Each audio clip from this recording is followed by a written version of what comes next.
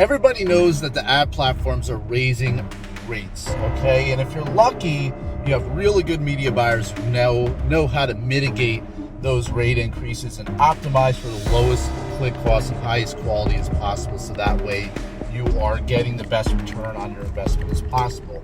But that all being said, you could have the best media buyer in the world, and there is a certain level of improvement that you're not going to see if you don't optimize for the post-click experience and the user journey beyond what happens after they click. In other words, when someone gets to your website and 99% of those people are leaving before they're completing the desired action that you want to see happen, obviously you're not going to be making very much money off your campaign. So regardless of what your website conversion rate may be now, maybe you think it's good, or maybe it's, you do realize that it could use some improvement.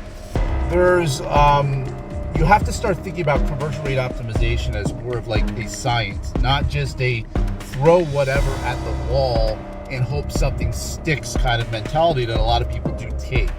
A lot of companies do realize at some point they have to optimize the user experience. So they'll do things like they'll get their web developers in a room with their, their CMO. They'll get everybody in a room and people will start throwing ideas out.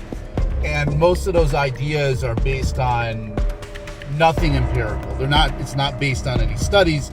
It's not based on any information, any real data, in other words. And so that's the first mistake that a lot of people make, is that not using a data-driven approach when it comes to optimizing the user experience. So that's the first thing. So you have to have all your tools in place to collect the right data.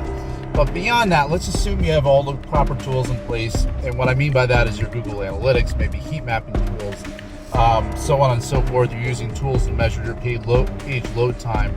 Now you have to understand, what is conversion rate optimization? What are some of the concepts that you can apply that's going to actually move the needle from here to there? In other words, to increase your conversion rate. So one of those key concepts I'm going to talk about today, which is friction.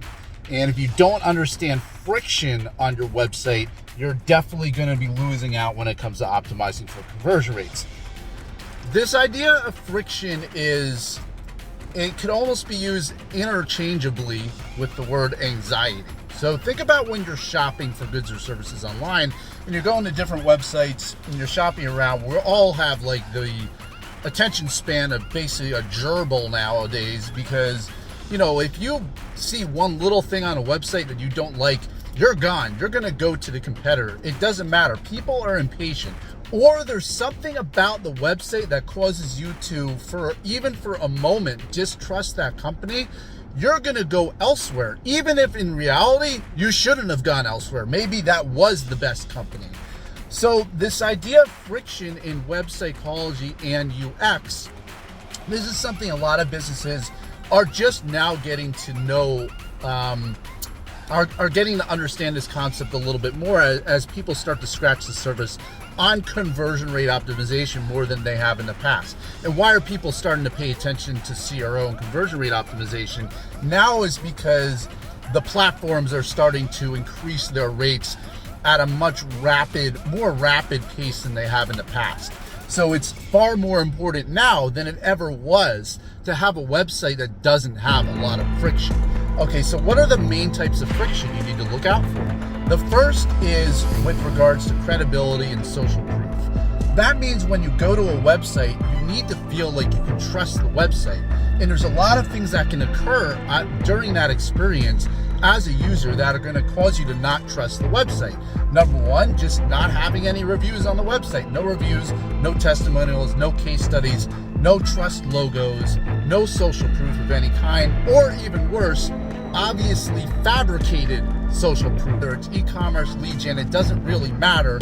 There should be some level of social proof on the website. The second type of friction is more technical oriented. So if you go to a website, the biggest way to cause friction from a technical standpoint is if your server, your hosting company, or something in the code is causing the website to load very slowly, okay?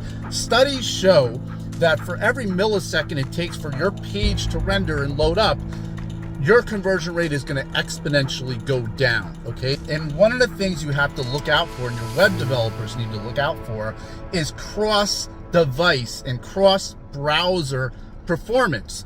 When they're testing your website, when they're making a new website or a new page or making changes, they need to quality check your pages across the most common devices and browsers, not just pull it up on a desktop on Chrome and all bets are off. Okay, it worked on my Chrome desktop browser and therefore everything is fine. No, everything is not fine, because you got to check it on iPhone, Chrome, Internet Explorer, Safari, all the different major browsers and devices you need to check, because your website can perform perfectly on one browser and then on another it's going to suck ass, okay? And you don't want your website to suck ass for this portion of people and be great for that portion of people, because guess what? You're never going to figure that out if you don't have a good quality check process for making sure that everything is working right. So make sure when your web developers are reviewing your website, they are quality checking across different browsers. Now, you can use a website like crossbrowsertesting.com. I'm not an affiliate of them. It's just a really good website if you want to check it out. But there's other tools out there like that you can use that will help you to verify how your website is rendering and coming up in different browsers. You then want to check in Google Analytics your site speed. You can use a website called gtmetrics.com. That's a really great tool that's going to give you a score of your website and how it loads. And it'll also show you the specific elements of how each element causes your page to load. In other words, if there's one piece of code that is causing an extraordinary load on the website, it's going to show you that, and you can figure that out using this tool. You don't have to be like a super duper expert web developer to look at the reports and figure out what's going on. So, and there's also thinkwithgoogle.com is another testing tool that you can use to check your page performance specifically on mobile. So what you want to do is you want to really utilize these types of tools and quality check your website. Make sure it's loading as fast as possible. Or even if your website is loading average, don't you want it to load above average, and so your conversion rate goes up and you make more money? Duh, right? Okay, so do it. All right, so there's that. And the final friction is more just in terms of alignment of the user experience. They're just not able to find what they need, or the message is weak and therefore they're not compelled to buy from you, right, or contact you. So the friction is more apathy. It's more, you haven't done a good job of convincing me why I should buy your product or service, or I just can't find what I need on your website. Maybe it's there, where it's just hard to figure out like what's what and where I should go. If you create a user experience where there's too many choices, this is a form of friction, the whole paradox of choice.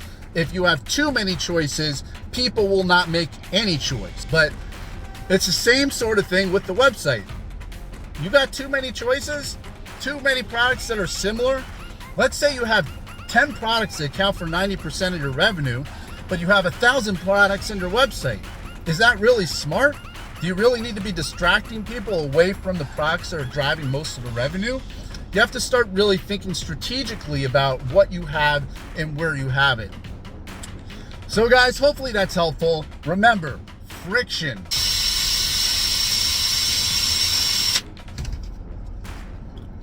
Hopefully not. No, you won't be totally screwed, but you'll be a little screwed. You'll be making less money. And my job is to make sure you're making more money.